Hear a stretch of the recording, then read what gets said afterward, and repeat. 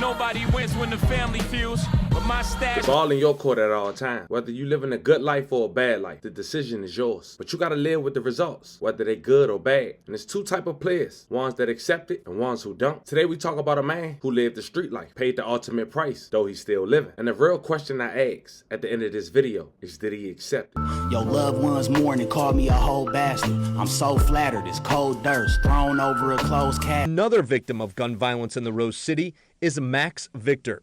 Police say he was shot and killed May 4th in what's described as a drug deal gone bad. Investigators say Nathaniel Freeman pulled the trigger in that shooting as well. In fact, Freeman was sitting in jail on those charges when police connected him to the Griffin slaying.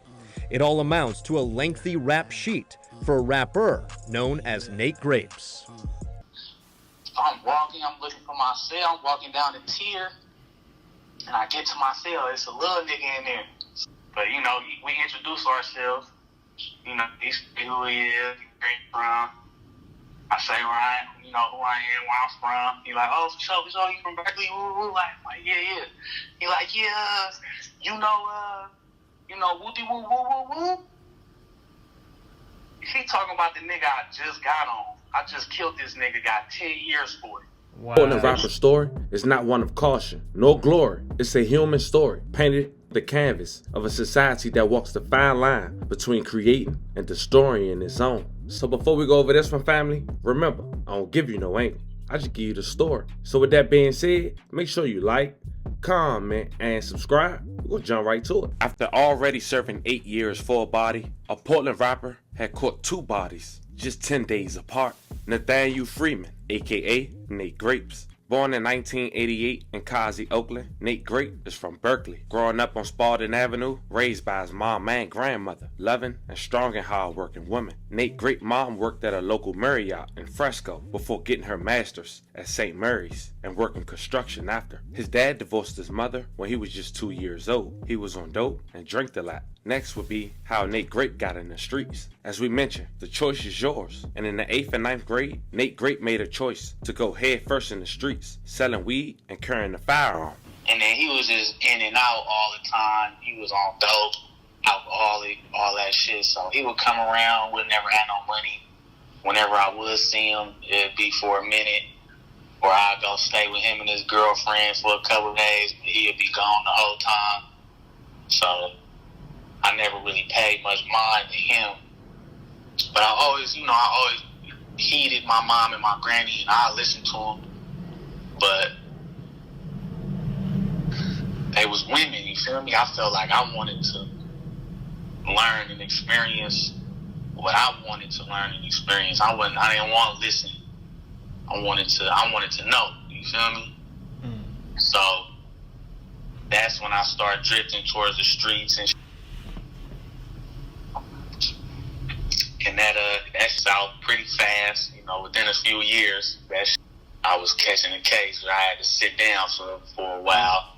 As you heard Nate Grape's response on how he fell victim to the streets, you can only imagine how not having no siblings and in those conditions played an effect on him. Growing up in Berkeley for Nate Grape, his favorite rapper was a West Coast rapper that went by the name of Jacka. And one of Nate Grape's favorite albums of all time was an album titled Mob Figures by Jacka, with songs like Million Miles. Be a million miles away when you get this letter. While building the buzz with the local talent with tracks like Dark Traps, Nate Grape had his career on stall after catching a body in 2007, taking the life of a youth football coach and wounding another man near UC Berkeley campus in a shooting that stemmed from disrespect, according to prosecutors. Just 19 years old at the time, Nathaniel Freeman, aka Nate Grapes, was charged with an assault with a deadly weapon for a shooting that took place on Durant Avenue and Valdez Street, broad daylight on a Tuesday evening, taking the life of Marcio Smith, just 33 years old, and wounding his then brother-in-law, Marcus Mosley. According to the police, the shooting happened a block away from the campus during graduation exercises. It stemmed from a dispute at a party a week earlier between Freeman and Mosley, which, as we mentioned, started over nothing. Can you talk about the circumstances surrounding the situation that led to your incarceration, man? You being away for some years, man, with like a decade or something like that? Yeah, I ended up, they gave me 10. They gave me 10. I did 9. I I was supposed to do 8.5, but I ended up doing 9. And yeah, like, you know, like I was saying, I was involved in the streets and shit. I got niggas shooting at me.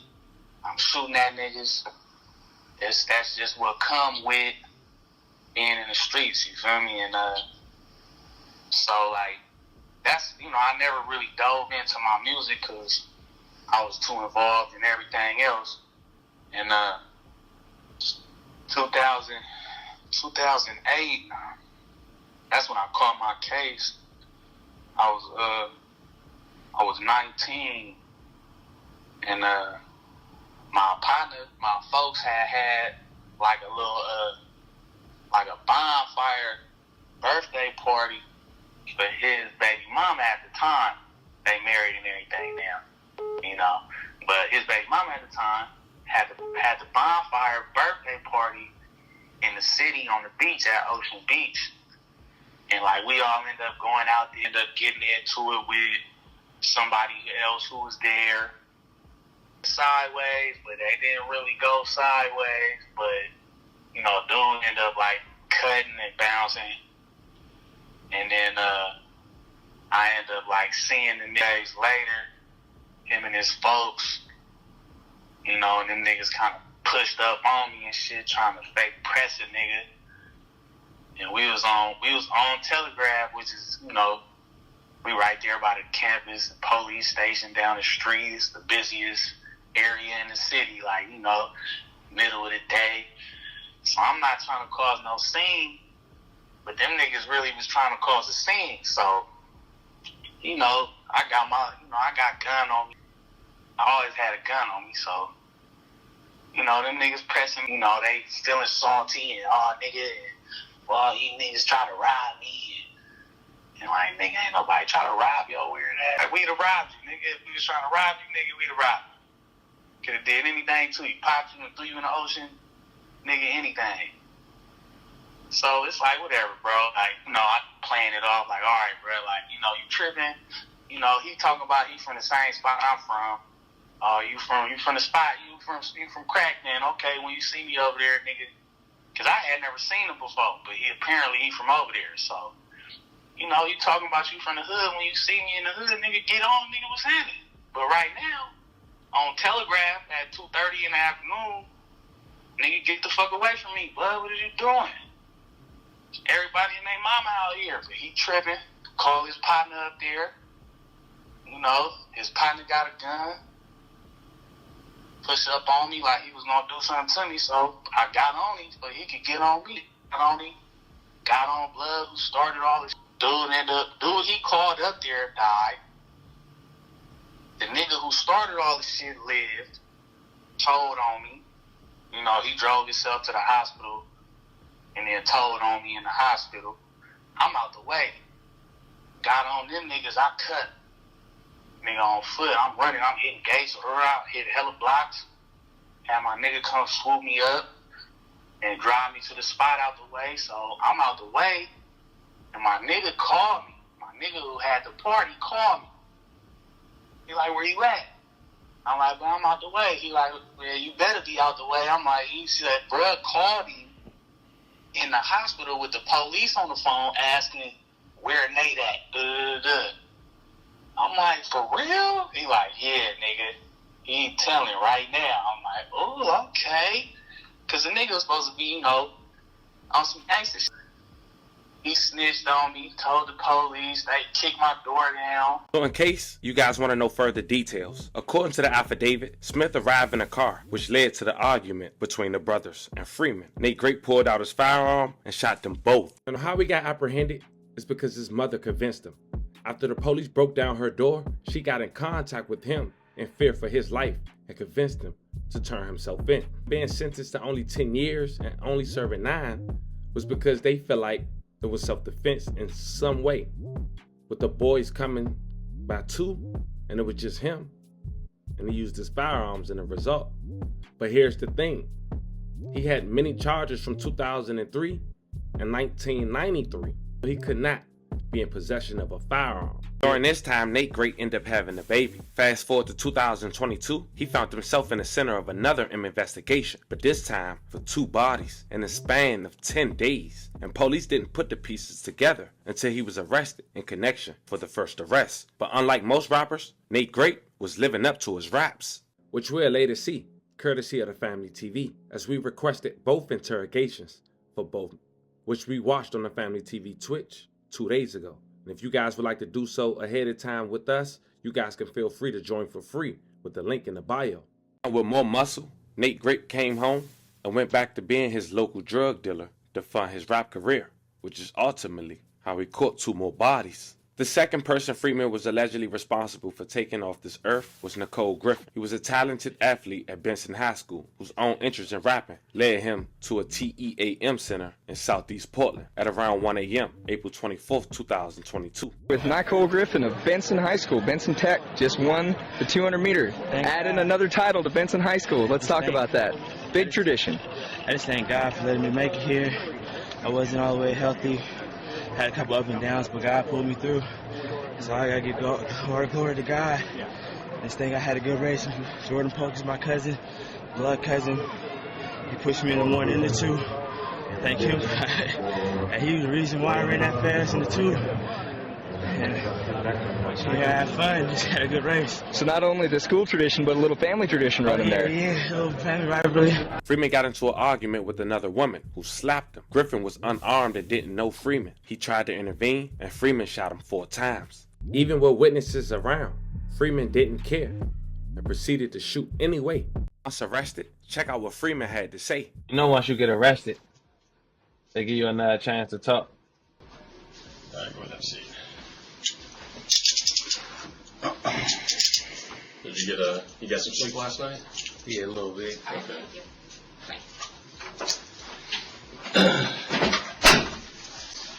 All right, so we brought you up here because we wanted to talk about some stuff different than the stuff that the detectives talked to you about last night. Mm-hmm. It's a different case that we're working, and you know, I think like they were telling you last night. You know, our job as investigators is to kind of get the facts and try and find out what the truth is. Mm-hmm. And sometimes the truth, you know, isn't necessarily like a bad or a terrible thing. Sometimes the truth helps fill in gaps. And, you know, when we do investigations, you know, we start with usually like a 911 call, and then, you know, we get these reports and we get one side of the story. And then, you know, we fill in the gaps with, you know, video evidence and physical evidence and things like that. But what we like to have is, you know, a full story from everybody that we think was involved who I made it like 6 days ago. Perspective on why things happened the way they did. Mm-hmm. And so that's why we're here chatting with you this morning is, you know, we're hoping to get a little bit of perspective from you about the case that we're investigating. And so different case. It's a different case. So that's why we wanted to come here and chat with you this morning and kind of, you know, give you a chance to tell us, you know, your version of events, and, you know, hopefully we can maybe ask some clarifying questions and kind of, you know, get to the bottom of things and figure out, like 100% accurate facts about what happened. The case last night, I told him I wanted to talk to him. Yeah, no, and we don't want to talk about that case at all. We want to talk about like something different that happened, you know, a couple of weeks before that case. We don't want to mess with that. I'm not interested in that case at all. Okay. But what I do want to do is I do want to advise you of your rights before we go any further, because you're in custody. You know, you're in the police station, and so I'll go ahead and read it.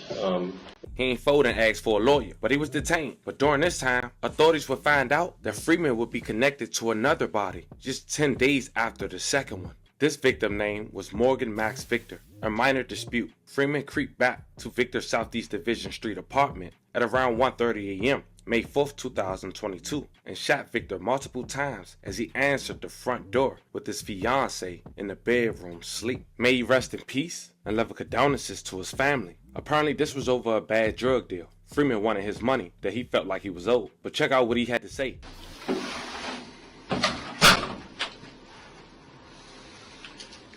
Where'd you get these waters?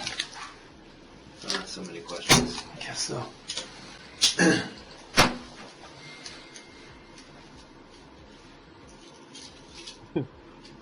It's not like, all right, good, we good. All right.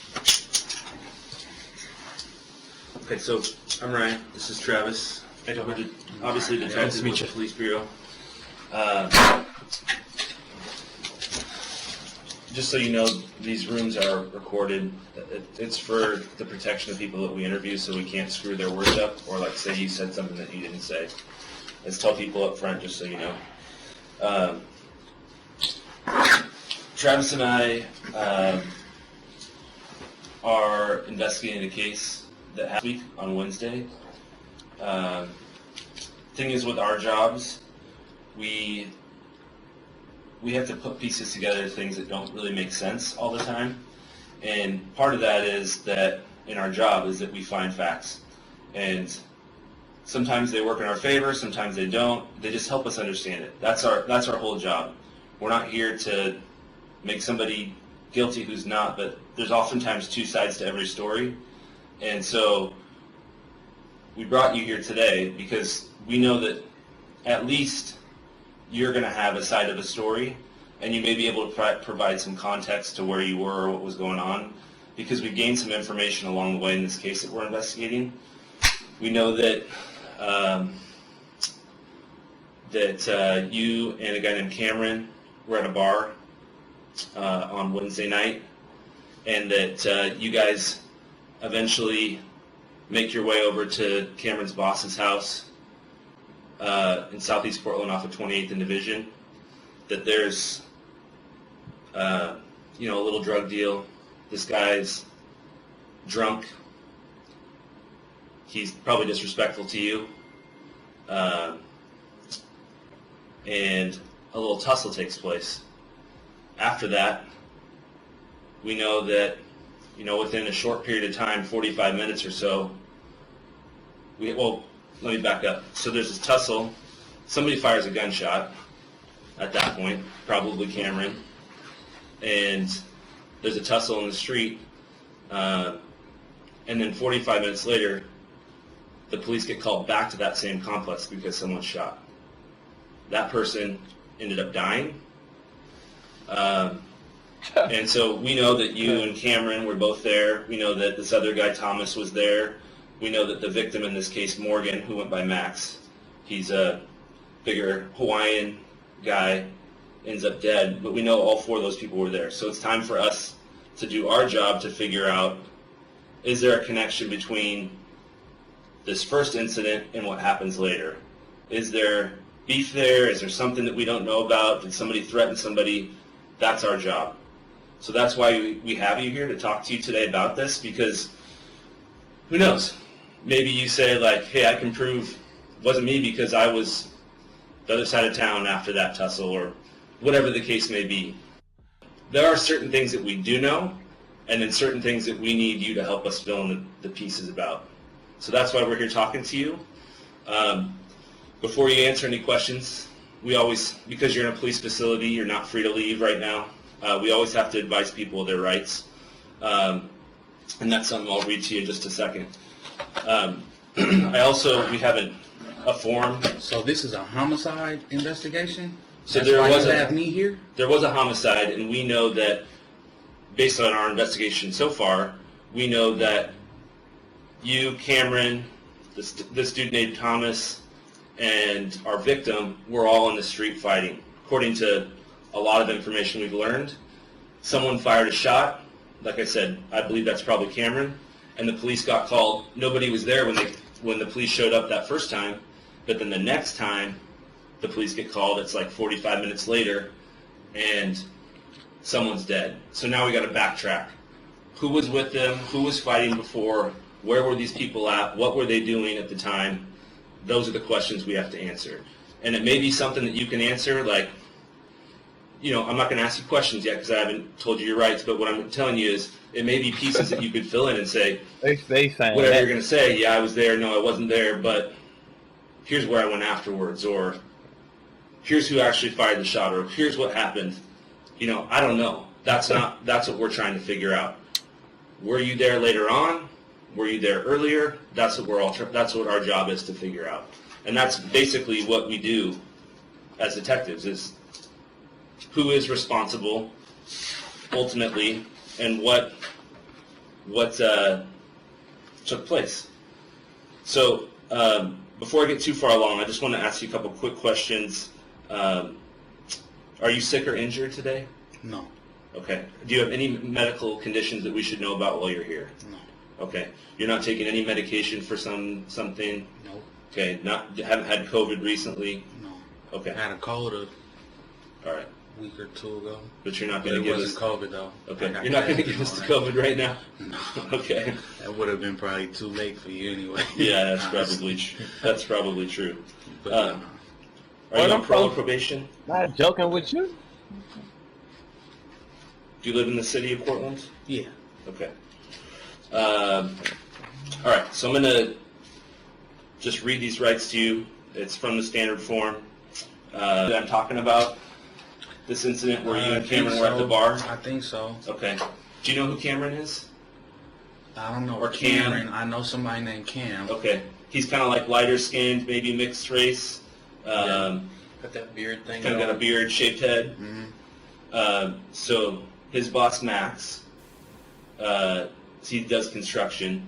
His boss Max called him up and said, "Hey, I'm looking for just a little bit of coke. We're partying over at my apartment."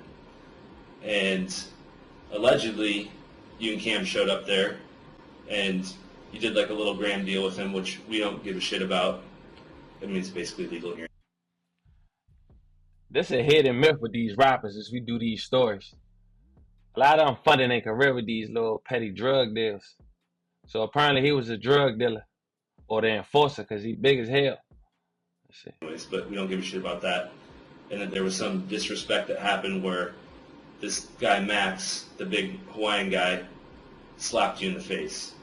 And that was disrespectful, and it kind of led to words being exchanged. Does that ring a bell with you? Yeah. Okay. Can you kind of walk me through what happened in that, with that portion of it? You know, I don't really know. Did he come at you like at the point where? I feel like I might want to talk to a lawyer. Okay. Fair enough.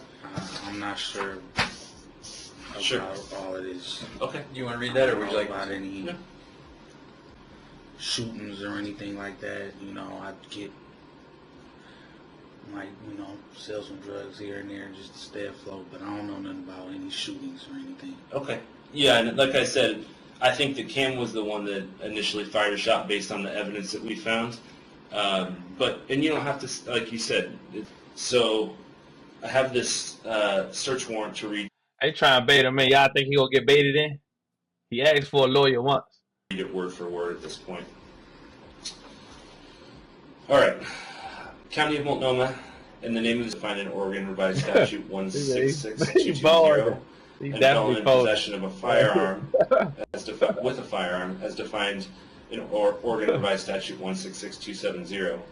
To wit, a .223 caliber rifle, a 5.7 by 2.8 caliber handgun, a .223 caliber ammunition, a 5.7 times 2.8 caliber ammunition, cartridge casings, rifles, magazines, handgun magazines, holsters, gun boxes, gun parts, a light-colored cookie zip brand zip-up hoodie with cookies on the rear in large multicolored letters, a black beanie, black pants, dark-colored athletic shoes with white athletic style shoes with white or orange accents, a black Detroit Red Wings Letterman jacket, an orange beanie with a triangle-shaped logo on the front,